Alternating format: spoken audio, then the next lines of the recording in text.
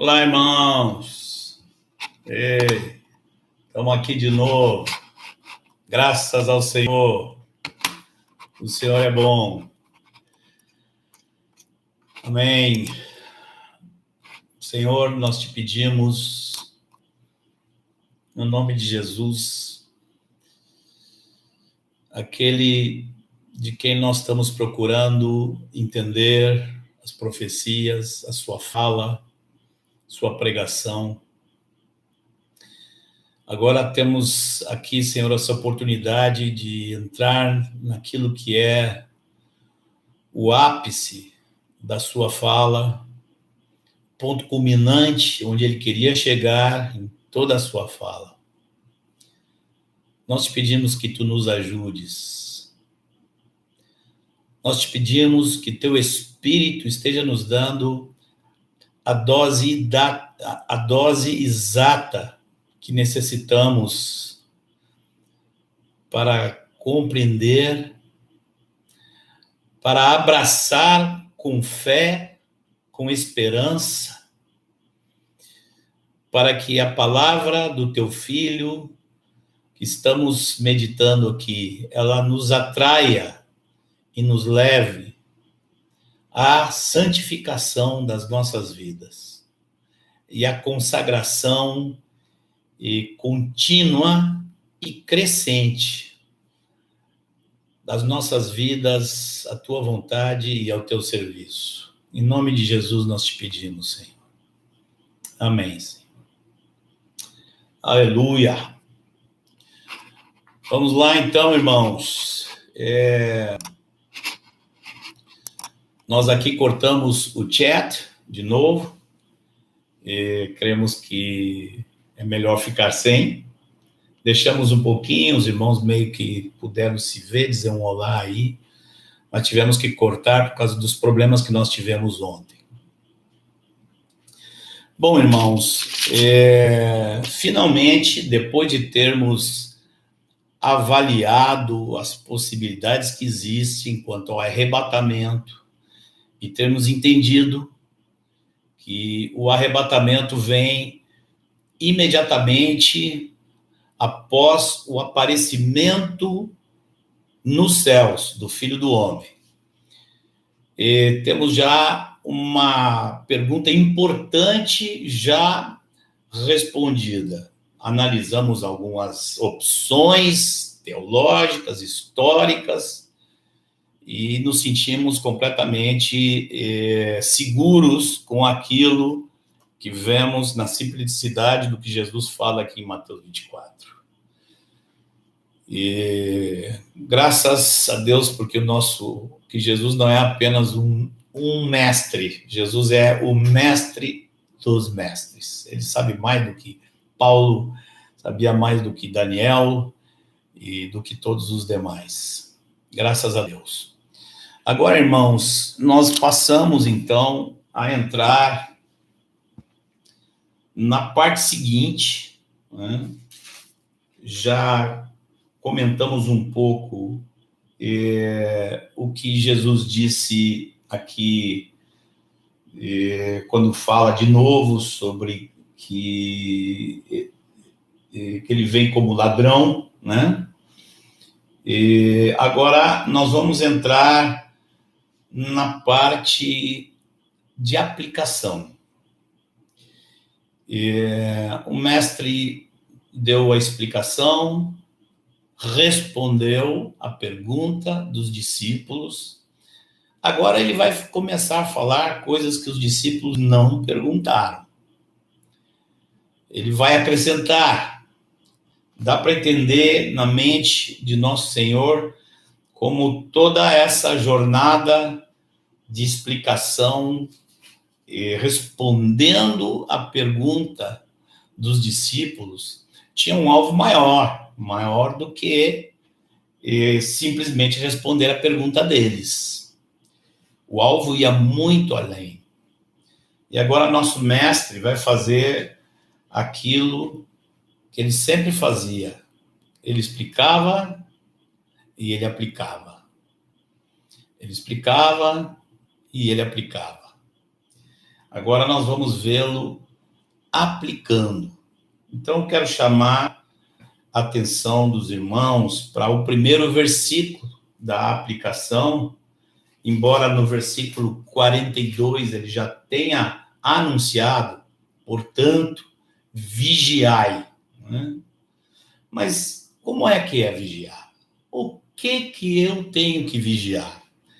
Isso não está explicado em detalhes em outros lugares onde ele falou sobre vigiar. Aqui, o momento é o último ou o penúltimo dele com os discípulos, como já vimos, depois ele só vai estar com os discípulos de novo na ceia. E o momento aqui é solene,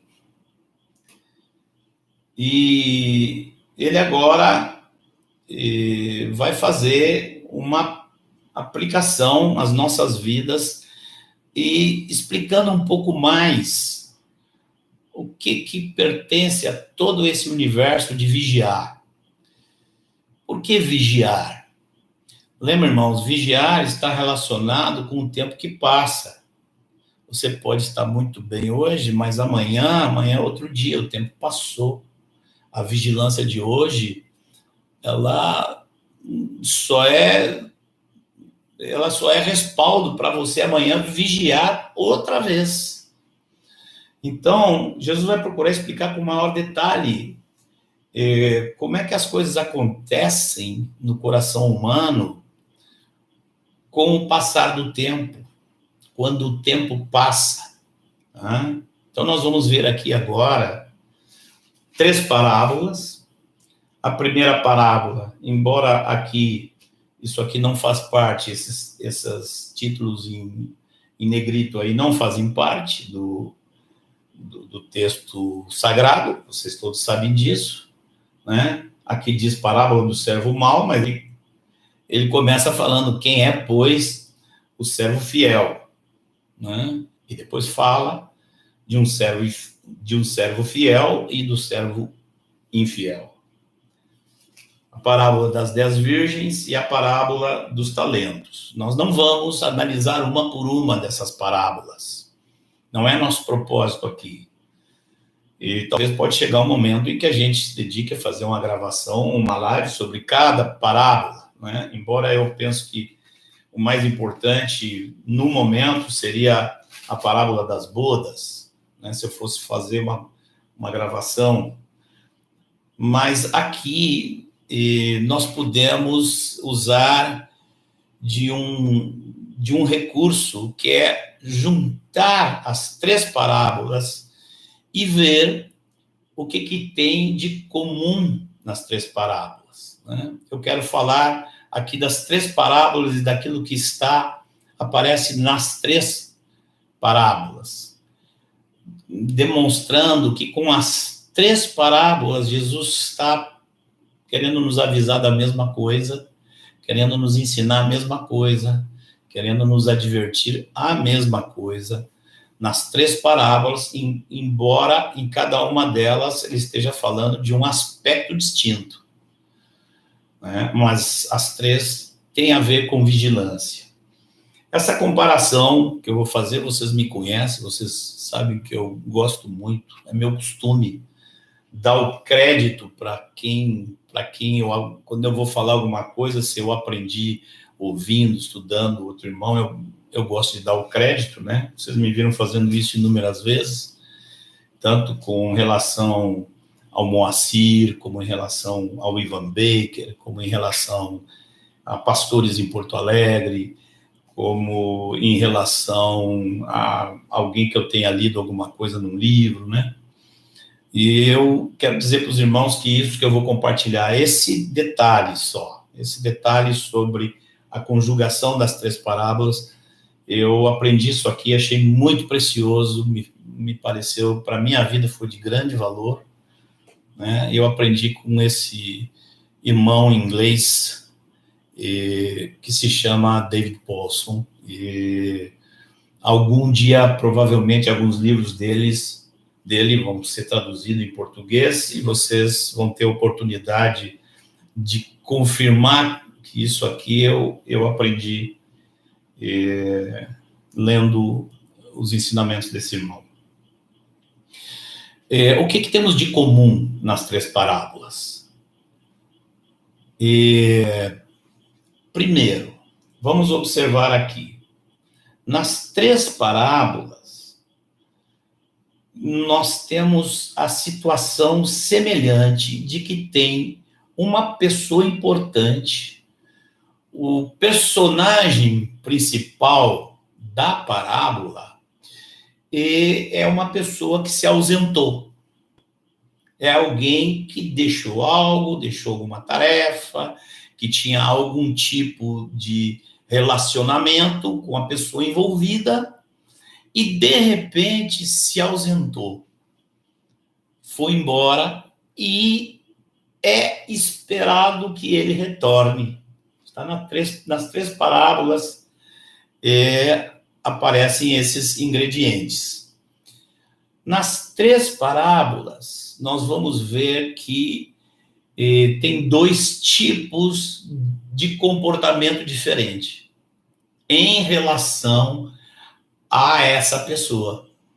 Tem dois tipos de gente dentro de cada parábola, e nas três parábolas tem alguém que é prudente e alguém que é nécio. Nas três parábolas, a reação daqueles que, de alguma maneira, sabem que esse personagem foi embora e sabem que ele deve voltar, eles têm reações completamente diferentes, né? São honestos ou prudentes. Terceiro, e aqui talvez é uma das chaves para entender as três parábolas, o retorno dessa pessoa, de repente, ele demora mais do que o que era esperado. Olha, é importante, versículo 48, e o capítulo 24, versículo 48, por exemplo, que fala que o servo mau disse consigo, meu senhor demora-se. Então, há aí um sentimento de que essa pessoa não voltou dentro do prazo esperado. Tá? A mesma coisa, por exemplo, está na parábola das 10 virgens, porque no final do versículo 4 diz, e tardando o noivo. Essa foi uma realidade. O noivo não veio tão cedo como as virgens queriam. O noivo tardou. Houve uma delonga. E a terceira parábola, que é a parábola dos talentos, ela também tem esse mesmo ingrediente de forma um pouquinho mais velada, mas ele aparece no versículo 19, quando diz assim, depois de muito tempo. Então, as três parábolas, elas têm esses mesmos ingredientes. Alguém se ausentou, é esperado que volte. As reações são distintas, e as reações são distintas porque aparece o fato de que ele não veio ainda, está demorando. Tá? Há uma sensação de que há uma demora para esse personagem voltar. O que isso deve nos ensinar? O que nós vamos aprender ao verificar isso aqui? Hoje está todo mundo elétrico, porque bateu o coronavírus, o mundo parou e está todo mundo pensando no assunto. Mas eu penso que o que essas parábolas elas estão ensinando é que o mais importante para Jesus que é, obviamente, nas 3 parábolas, ele é essa pessoa que está para vir, né? É disso que se trata toda a questão, é da volta dele, todo o sermão tem a ver com isso. Mas Jesus aqui, eu penso que está nos mostrando que é mais importante para ele como é que você está vivendo, não quando você acha que ele vem na semana que vem. Não, porque agora tudo pode acontecer, então agora eu tenho que... Não é por estes que Jesus está buscando. Jesus está buscando por aqueles que não mudam o seu comportamento e que ficam na expectativa da sua vinda e que ficam na obediência do que ele nos mandou fazer até que ele viesse. Isso é o que agrada mais ao Senhor. Não aqueles que vão dar atenção a ele, porque agora parece que ele está vindo. Mas quando você acha que talvez está demorando e vai demorar, como é que nós vamos nos comportar quanto a isso? A diferença entre essas duas situações é o interesse ou o amor. O amor interesseiro ou o amor verdadeiro. Irmãos, Jesus aqui está nos ensinando a amá-lo. Está nos instruindo como ele quer que nós correspondamos ao seu amor. E essas 3 parábolas são uma lição quanto a isso.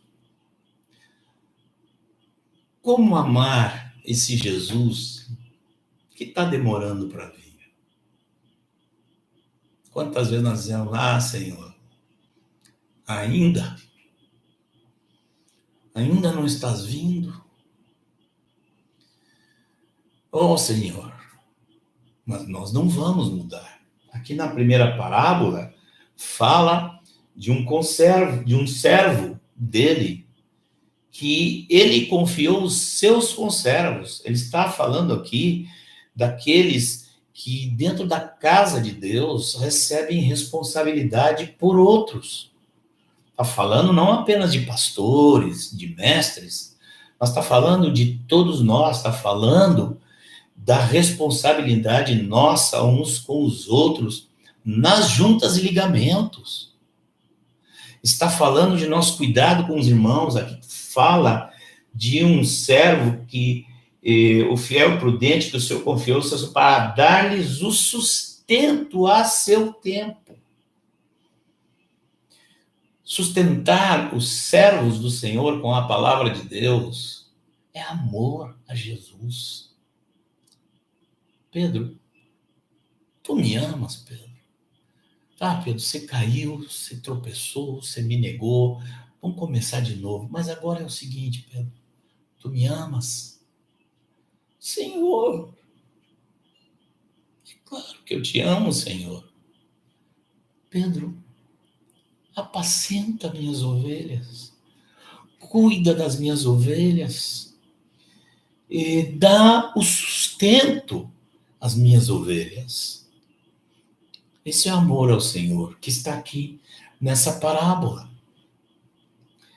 E a parábola seguinte, das 10 virgens, é idêntica, mas agora não está falando do cuidado uns com os outros, mas está falando aqui, assim, desse cuidado, desse desejo pelo casamento. Como nós vimos ontem, na nossa live de ontem, o interesse do noivo, a expectativa do noivo, e como ele quer que a noiva esteja com o seu coração, com os seus olhos, com essa expectativa. Então, é dessa relação que ele está falando. Ele quer esse tipo de amor. E esse tipo de amor nós vamos ter se estamos deixando o Espírito Santo produzir no nosso coração, junto com o Espírito Santo, esse clamor. Ora, vem, Senhor Jesus. Vem, Senhor Jesus. E a última parábola tem a ver com os recursos que Deus distribui aos seus, os talentos. A um Deus deu 5, a outro deu 2, a outro deu 1, mas são talentos que ele espera que sejam usados, que eles não sejam enterrados. Não tem ninguém na igreja do Senhor que não recebeu nenhum talento. Quem menos recebeu, recebeu pelo menos 1. E a parábola está nos ensinando que o Senhor não se agrada que alguém enterre seus talentos. Nem mesmo depois de 30, 40 anos servindo ao Senhor, você não tem direito de enterrar os seus talentos. Nós estamos todos a serviço da casa de Deus. E, por fim, irmãos, há outro ingrediente que aparece aqui, que nos vai levar agora ao nosso segundo tema, dentro da fala de hoje, saindo aqui agora, assim, entrando além dessas parábolas, mas o último ingrediente que nós vemos nessas parábolas, em todas elas, é, no final, um juízo da situação, um julgamento, um comportamento dessa pessoa quando ela vem, em função da reação e do comportamento histórico de cada um dentro das parábolas. As 3 parábolas culminam com esta situação de se você entra ou não entra na eternidade com Jesus. Se você é castigado ou se você, como diz aqui, bem-aventurado aquele servo a quem seu senhor, quando vier, o achar fazendo assim. Em verdade vos digo que ele confiará todos os seus bens. E faz comparação com o servo infiel, que diz que vai castigar, lançando-lhe a sorte com os hipócritas. Interessante, não diz que ele é hipócrita, mas diz que vai ter a mesma sorte dos hipócritas. E ali haverá choro e ranger de dente. E a parábola das 10 virgens também termina de maneira drástica, por um lado maravilhosa, para as que entram, e as prudentes, e saindo elas para comprar, normalmente chegou elas e eles estavam apercebidas, entraram com ele para as bodas. Quem eram as que entraram para as bodas? As 5 virgens que estavam apercebidas. Lembrando sempre aqui, irmãos, talvez para alguns não seja necessário, mas lembrando sempre aqui que virgem na Bíblia é sempre um tipo de alguém que está no reino de Deus. Aqui está falando da igreja, tá?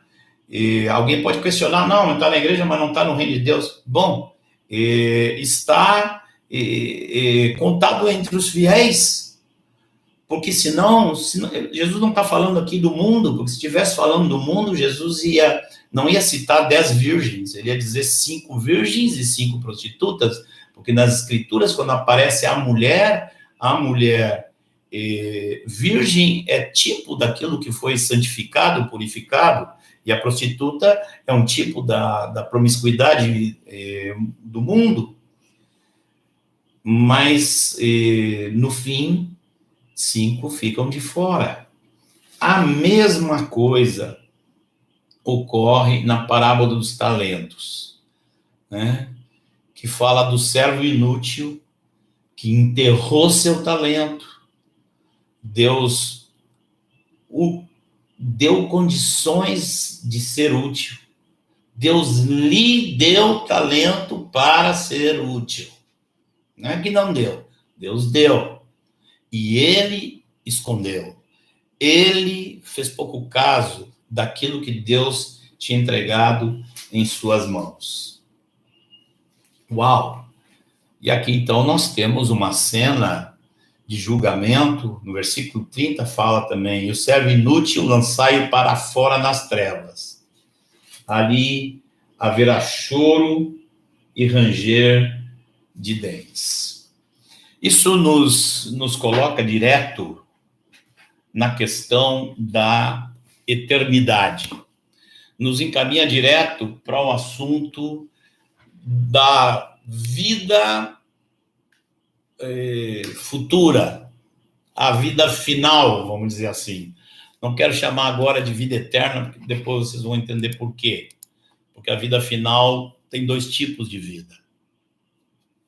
E eu gostaria, então, de aproveitar esse tempo aqui para explicar um pouco para os irmãos essa questão. Como é que isso aparece nas Escrituras? Essa questão do pós-morte e região dos mortos. E quem é que está com Deus, quem é que não está com Deus? Onde vai ser a eternidade de cada um? Tá? Eu queria dizer assim, dar alguns ensinos para os irmãos que eu penso que muitos não conhecem. Nós, historicamente, não temos falado esse assunto. Eu falei esse assunto uma vez em 2016, mas é o seguinte. Primeiro, irmãos, muitas vezes, quando você vai para a Bíblia, você encontra a palavra portuguesa lá, inferno. É necessário que você saiba, eu não vou ter como agora mostrar para vocês cada uma, mas é necessário que você saiba que muitas vezes a palavra grega no original não tem nada a ver com inferno. Muitas vezes na nossa Bíblia aparece a palavra inferno quando a palavra no original é a palavra grega Hades. Hades com H, H-A-D-E-S. O Hades não é o inferno. O Hades é a região dos mortos. Nós vamos explicar isso aqui agora para os irmãos, sobre essa questão da região dos mortos. Tá? Esse lugar dos mortos, que se chama Hades, no grego, é o mesmo lugar que é citado inúmeras vezes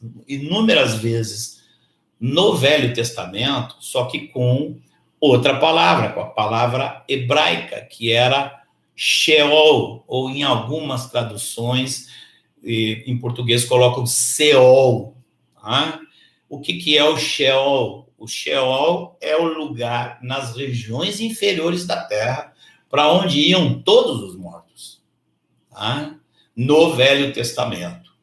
Quando chega no Novo Testamento, quando vem Jesus, Jesus dá um ensinamento sobre esse lugar e que você vai encontrar lá em Lucas, capítulo 16, no versículo 19 em diante. Aquela história que muitos de vocês já conhecem bem, onde tem o Lázaro, que é pobre e que está já à porta do rico. E os dois morrem, e o Senhor Jesus ali diz que os dois foram para ali, o que fala, deixa eu abrir aqui para não correr risco, tá? O que diz que o rico, ele morreu e ele foi, na nossa tradução, a minha tradução aqui diz que ele foi para o inferno. Lucas 16, versículo 19 em diante. Aqui,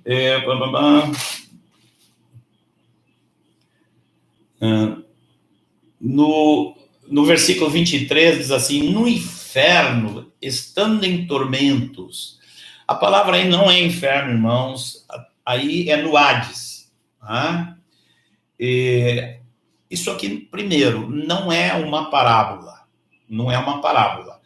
Jesus aqui está dando um ensinamento sobre como é que é a região dos mortos. Então, eu creio que isso aqui é chamado inconvenientemente de parábola. Segundo, tem gente aí falando uma bobagem muito grande. Já vi irmãos na igreja comendo essa história de que isso aqui era um dito popular do tempo de Jesus, que Jesus usou como ilustração lá, mas não tem valor porque era uma coisa que o povo, é uma história conhecida pelo povo. Olha, irmãos, como é que Jesus ia trazer um ensinamento tão importante que tem a ver com a vida pós-morte, baseado num ensinamento popular que não tivesse fundamento na verdade? E quando eu ouvi perguntas sobre isso, eu fiquei assustado com mesmo fazerem essa pergunta ou suporem esta ideia. Realmente isso me assustou. Me dediquei a tentar explicar que não era bem assim para a pessoa que estava dizendo isso na época. Então, não é uma parábola, não é um conto da época, também não é o inferno. Agora, aqui está dizendo algumas coisas interessantes, você depois leia com atenção isso aqui também. Aqui está dizendo que é constituído de duas partes.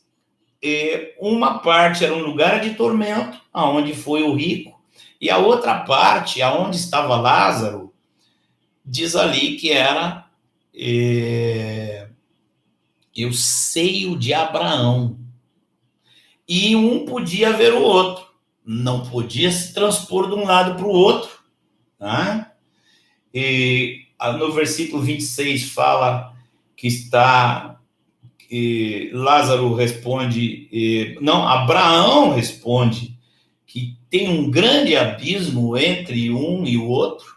Eles podiam se ver, mas não podiam passar de um lado para o outro. Tá? Então, esse é o ensinamento, que aqui são dois lugares, um lugar de tormento e um lugar de consolo. Agora, por que eu disse assim, esse era o lugar dos mortos? Ainda é o lugar dos mortos, mas não de todos os mortos, né? Entendendo esse quadro, é que nós vamos poder entender outras passagens da Escritura que vão se juntar e aí sim formar um quadro claro e sólido. O texto, por exemplo, um texto que eu quero me referir aqui é o texto de Efésios, capítulo 4. Nós temos lá em Efésios 4, do versículo 8 ao 9, nós temos a referência de que aquele que desceu é também o mesmo que também subiu e que levou cativo o cativeiro. Aqui você vai poder entender bem o que Jesus quis dizer quando ele falou, na nossa tradução está errado, né? Eu edificarei a minha igreja e as portas do inferno não prevalecerão contra ela. Não foi isso que Jesus disse. Jesus disse, as portas do Hades não prevalecerão contra a igreja. Por quê? Porque as portas do Hades estavam fechadas e estavam os santos todos do Velho Testamento, os que morriam em Deus, todos eles estavam lá, no seio de Abraão, trancados dentro do Hades. Quando Jesus fala que as portas do Hades não vão resistir, não vão aguentar a igreja, não vão aprisionar a igreja, não vão reter a igreja, Jesus está falando disso.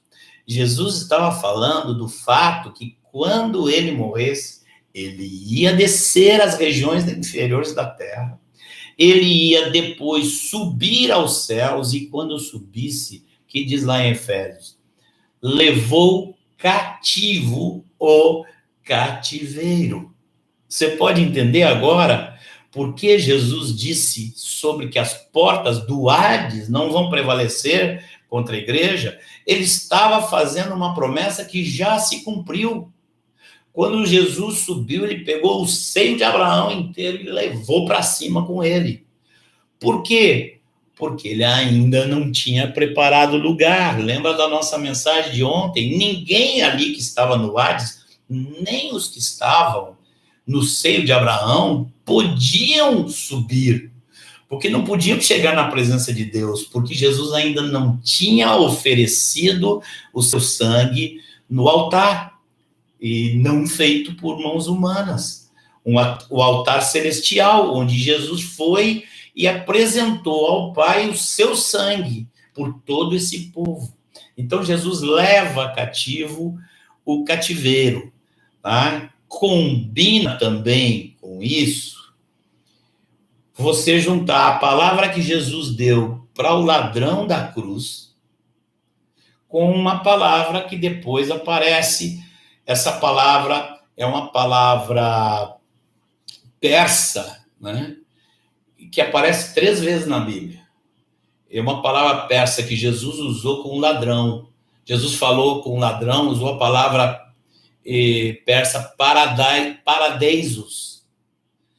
Em nossa tradução, aí tá bom, porque tá escrito assim: hoje mesmo estarás comigo no paraíso. Só que Paulo diz que foi arrebatado aos céus e que esteve no paraíso.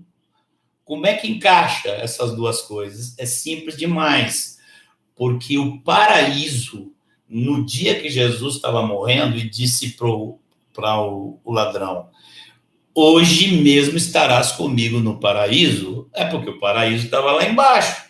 O ladrão ia junto com Jesus, só que o ladrão não ia para o lugar de tormento, o ladrão ia para o paraíso junto com Jesus.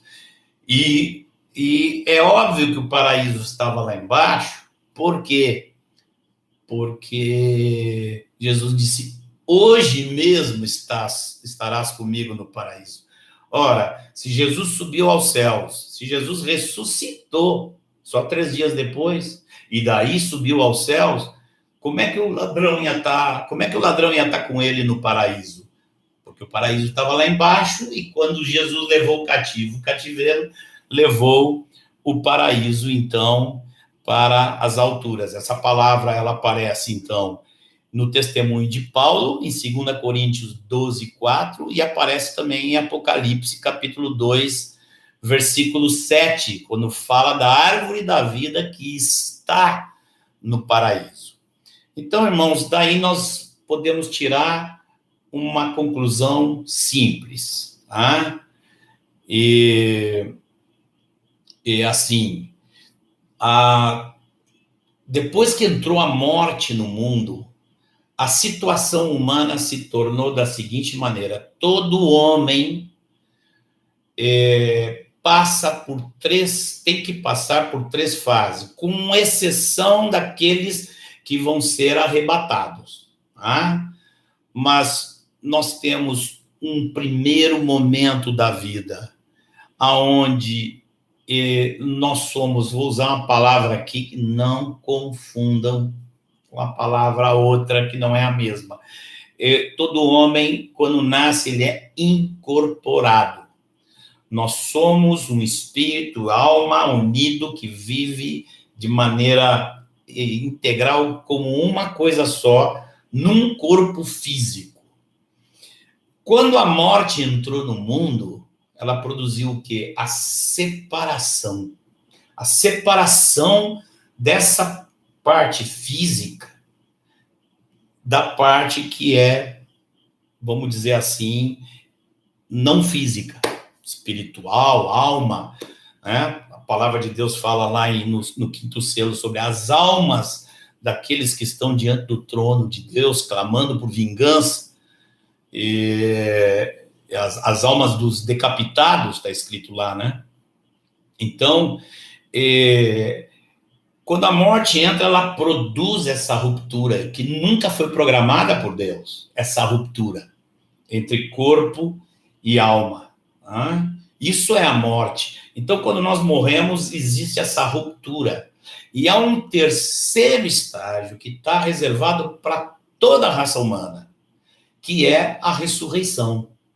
Como nós já vimos, a ressurreição da vida para os justos e a ressurreição da penalidade eterna para os ímpios. Mas todos vão receber corpo novamente. Não confunda isso.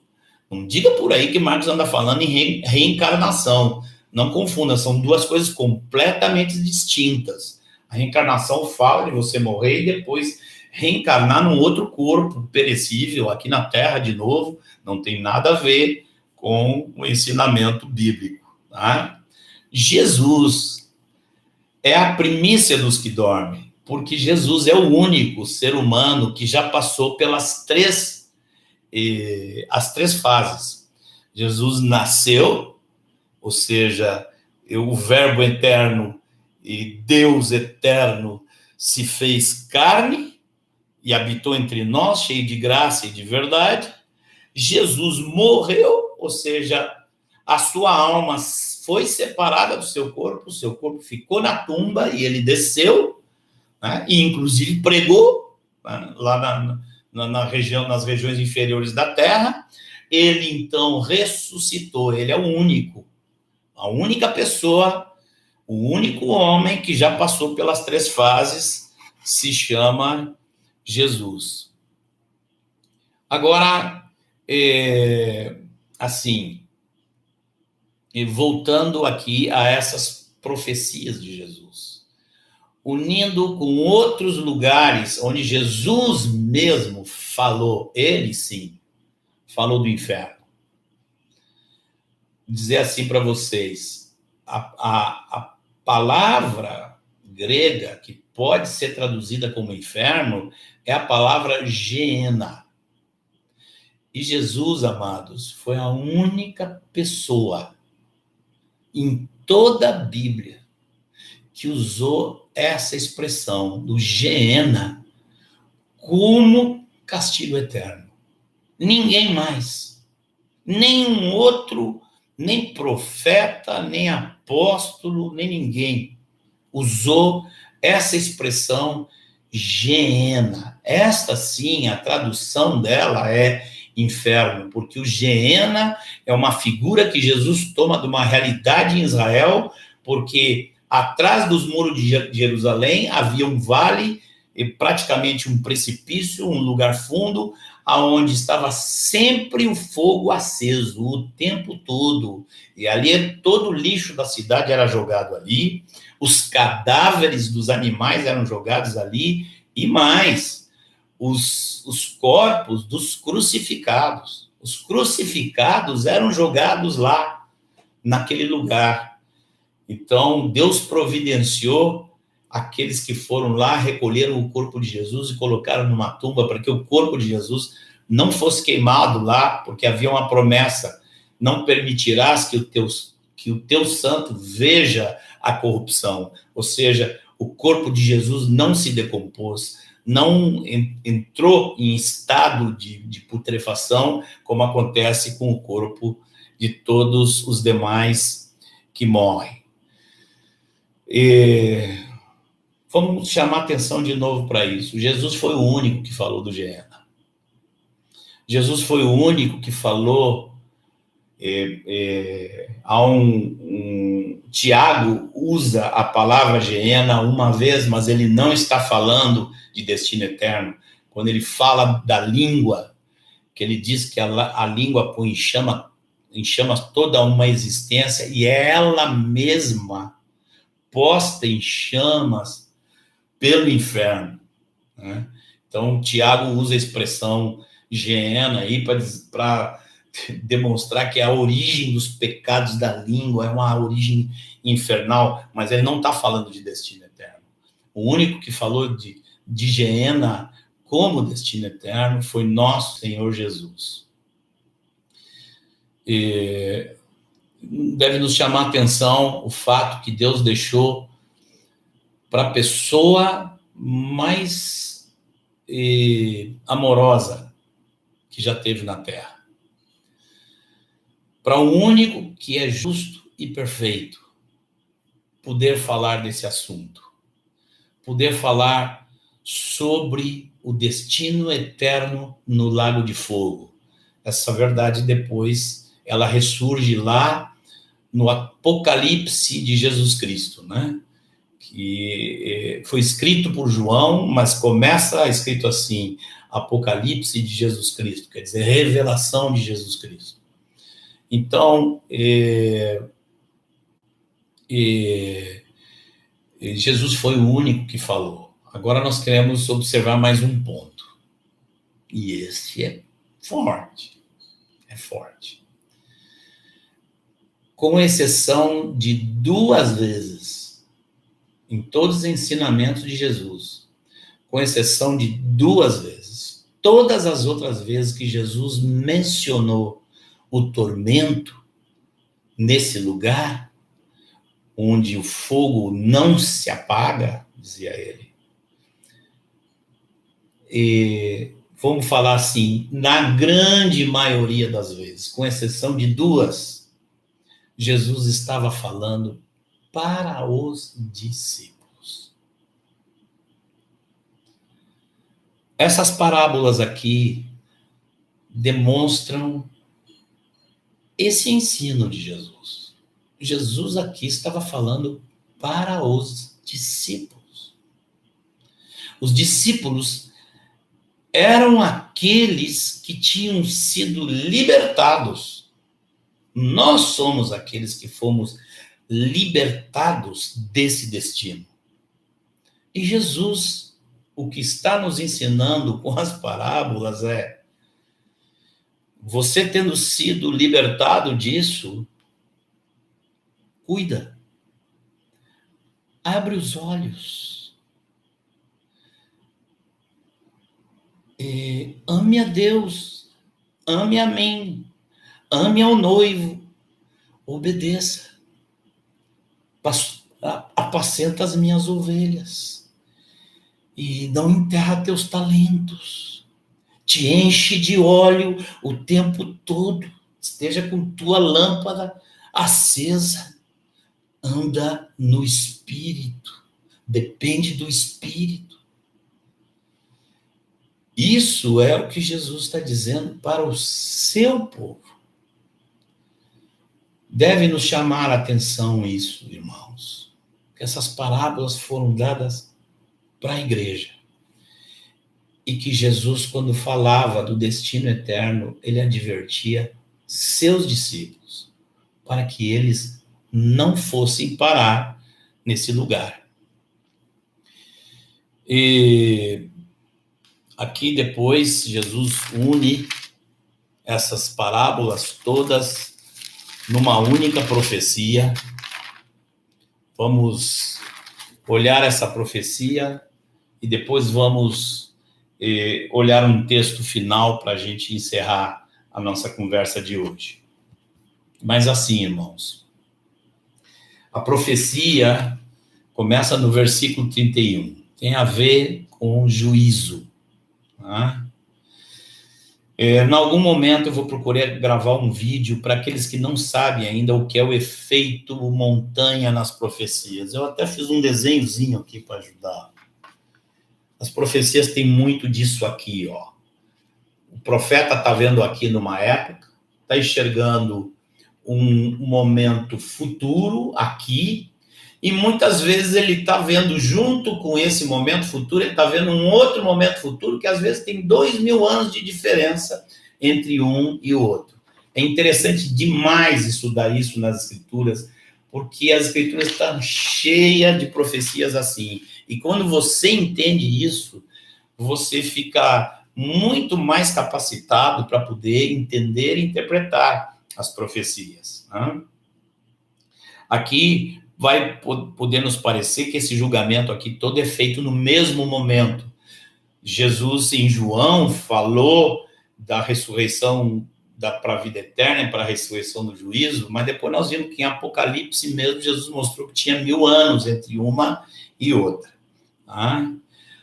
Mas aqui, uma das coisas que vai acontecer nos eventos finais é juízo. Né? Aqui, mais uma vez, vale a pena comentar um pouquinho qual é a pregação de alguns que não encaixa, que é dificílima. Foi o que eu aprendi também no princípio, que aqui, como Jesus está juntando as nações, então se está falando aqui do julgamento das nações, e não do julgamento de cada pessoa. Tá? E que é um julgamento das nações, segundo dizem alguns, que isso aqui se trata de como cada nação tratou o povo de Israel durante o período de perseguição, durante a grande tribulação. Tá? Eu penso que pode ser útil mostrar por que isso não pode ser, porque, afinal de contas, para aqueles que são aprovados aqui nessa profecia, Jesus diz: vinde benditos de meu Pai.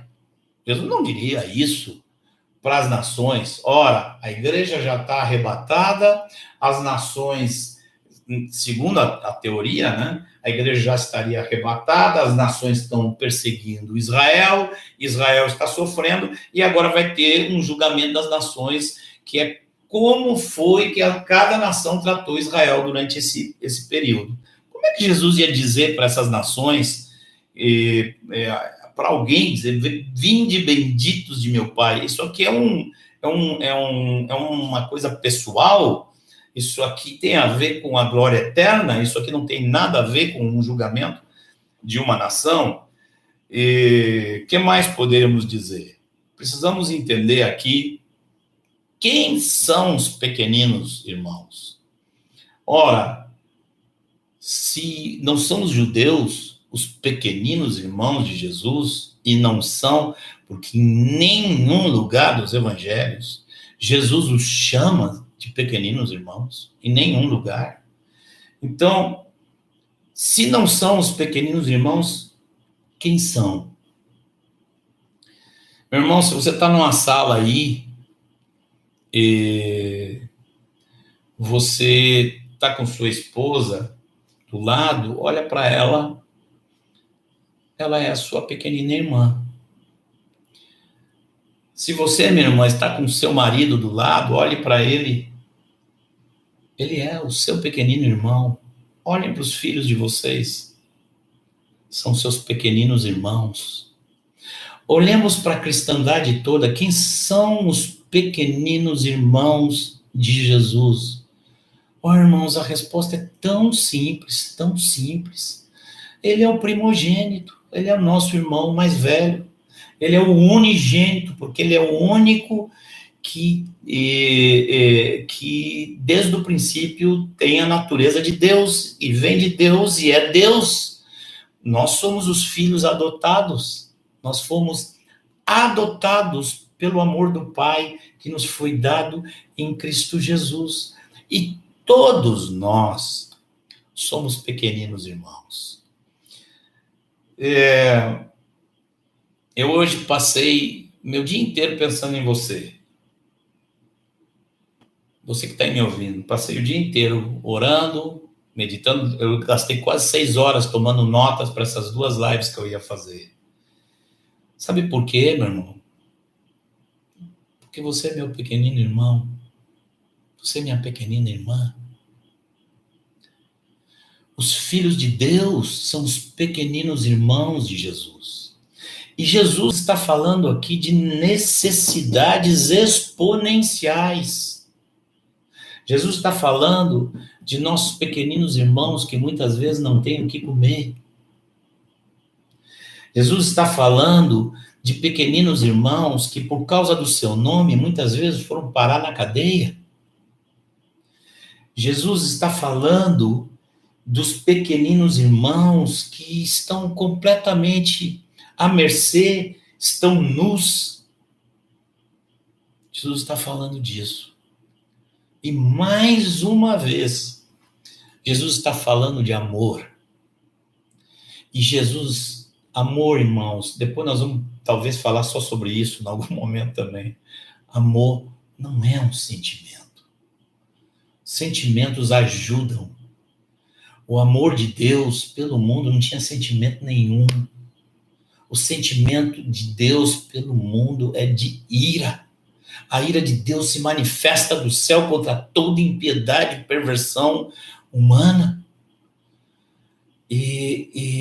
Então não tem a ver com sentimento, o amor tem a ver com ação em favor de.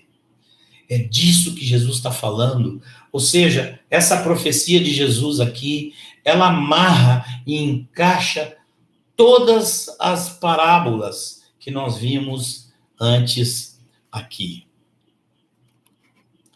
Queria encerrar, irmãos, e alguns já me ouviram falar isso inúmeras vezes. Queria ler com vocês aqui, para nós encerrarmos essa live, queria ler com vocês o texto das Escrituras que eu mais amo hoje. O texto, talvez porque tenha saltado aos meus olhos já só nos últimos anos. Eu acho, não sei se foi 2016, acho que foi 2016, 2017. Isso aqui me saltou diante dos olhos e é meu texto do momento. Eu queria compartilhar com vocês, porque é uma palavra que nos anima muito, que nos encanta muito, e vem de uma pessoa que nós nunca imaginaríamos. Nós poderíamos imaginar um profeta vendo todas essas coisas, vendo a glória de Jesus, vendo a comunhão dele com o Senhor, vendo a ressurreição do seu próprio corpo. Lá no Velho Testamento, segundo os estudiosos, antes, inclusive, da criação do povo de Israel, que é o livro de Jó, é possível vermos isso? Eu nunca imaginava isso, até o dia que estava atentamente lendo o capítulo 19 de Jó. Em Jó, no capítulo 19, nós vemos mais um relato longo de Jó com os seus sofrimentos, falando muito. Leia o capítulo inteiro, veja, pega o contexto do que nós vamos ler aqui, veja o capítulo todo depois, para ver o contexto. Jó com suas queixas, suas lamúrias, seus sofrimentos, seu desespero, até reclamando de Deus, dizendo: Deus me transformou em inimigo dele. Ele disse: saber agora que Deus é que me oprimiu e com sua rede me cercou, eis que clamo violência, mas não sou ouvido, grito socorro, porém não há justiça. Meu caminho ele fechou e não posso passar. Bom, Jó estava aqui no ápice de suas agonias. Quando ele chega mais ao final do capítulo, nós vemos Jó, lá no versículo 23, imaginando as palavras dele sendo escritas. Ele não sabia que iam ser escritas, iam ser transmitidas de geração em geração, e que fossem gravadas num livro, diz ele, e que com chumbo, com pena de ferro e com chumbo para sempre, fossem esculpidas na rocha. Aí quando você lê isso, você pensa, bom, que aqui as reclamações dele, que esses gritos dele, que esse desespero dele seja gravado na rocha. Mas o que vem a seguir é surpreendente e é maravilhoso. E, irmãos, nenhum de nós, eu penso, pode estar sofrendo o que o Jó estava sofrendo. Se algum dia formos apanhados pela grande tribulação, Jó passou por tribulação muito maior. Vai ler o livro de Jó, é um espanto a tribulação de Jó. E Jó, naquele tormento todo, naquele sofrimento todo, ele tem essa visão. do fim. E olha o que ele diz, versículo 25. Jó vê o Senhor ressurreto, antes do Senhor ter nascido. E Jó diz, porque eu sei que meu Redentor vive. E Jó grita o seu grito de vitória, porque diz, e por fim, se levantará sobre a terra. Irmãos, essa deve ser o nosso principal motivo de nossa paixão pela vinda do Senhor. A justiça vai ser feita. O nosso Senhor, mal falado e incompreendido. O nosso Senhor perseguido, que teve os seus perseguidos em toda a história, que viu o seu povo ser morto, ser perseguido. O nosso Senhor, que está sob as falsas acusações deste mundo, de que Deus não é bom. O nosso Senhor vive, mas um dia ele vem, e todo olho o verá, e ele aparecerá em glória, e ninguém mais poderá dizer mais nada. Os homens vão seguir blasfemando, mas já agora sabendo que ele é o rei, agora já sabendo que ele é o soberano, se levantará sobre a terra. A vitória final, irmãos, não vai ser através do crescimento do evangelho, ganhando todas as nações, como quis induzir Santo Agostinho, que a igreja cresce dessa forma. Não, não. A vitória final se dará quando Jesus vier e se levantar sobre essa terra. Olha só como as palavras de Jó combinam com as palavras de Jesus em Mateus 24. Logo após Jesus se levantar sobre essa terra, que está em Mateus 24, 30, agora vem a ressurreição. Jó viu a ressurreição, e Jó diz, depois revestido este meu corpo de minha pele, em minha carne, verei a Deus.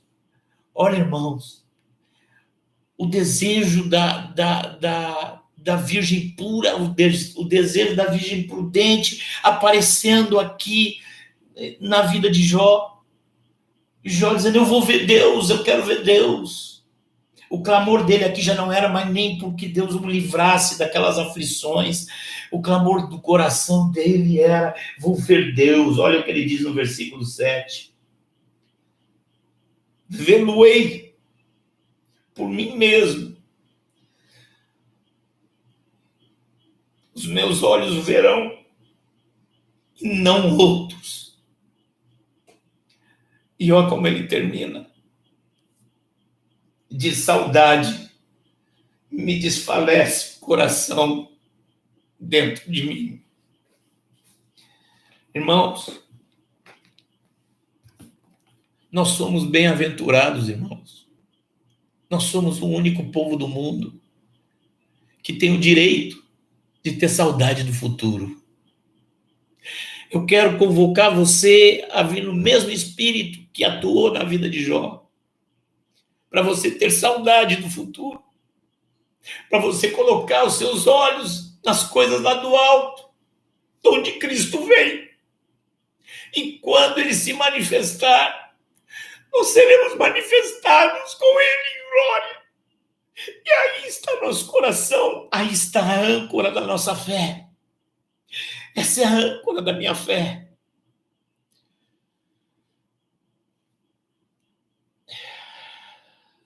Não faltará, me desculpem, não segurei.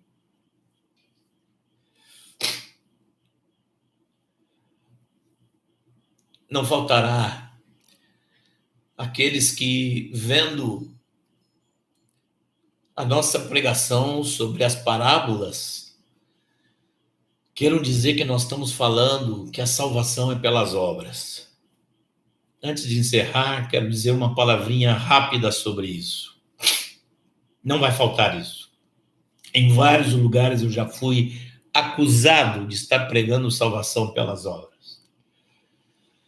Isso é fruto de um engano histórico, um mito teológico, aonde você pode separar obras de fé.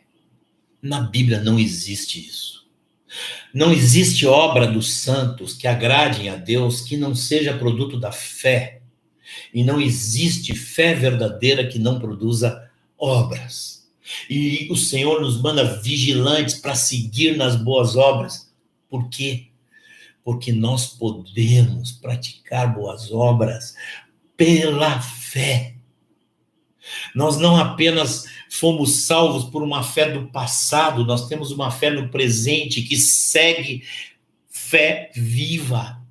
E temos fé de que Ele habita em nós e que Ele deu o seu Santo Espírito. E nós, com essa promessa, com essa realidade, nos foi dado tudo que era necessário para nos conduzir à vida e à piedade. Isso não é salvação por fé ou salvação por obras. É salvação que vem de Deus, que nos enche de fé e de boas obras. Essa é a palavra do Senhor que conhecemos. Que o Senhor abençoe a semana de vocês. Já amanhã já estarei trabalhando, procurando gravar vídeos. Quero estar ao lado dos meus irmãos, quero aproveitar esse momento que Deus está nos dando de parada. Né? Deus nos deu uma parada. Temos que aproveitar esse momento e amanhã mesmo eu já quero estar meditando. Talvez vou começar a responder perguntas. Muita pergunta. Espero que boa parte das perguntas já estejam sido respondidas. E algumas perguntas que eu achar importante responder, provavelmente eu não vou fazer lives. Devo fazer vídeos curtos de 10, 15 minutos para focar cada tema que, porventura, ainda for perguntado. Queria lembrar os irmãos, na nossa primeira live, nós entramos num canal errado, que não era nem o Fazendo Discípulo, nem esse canal aqui.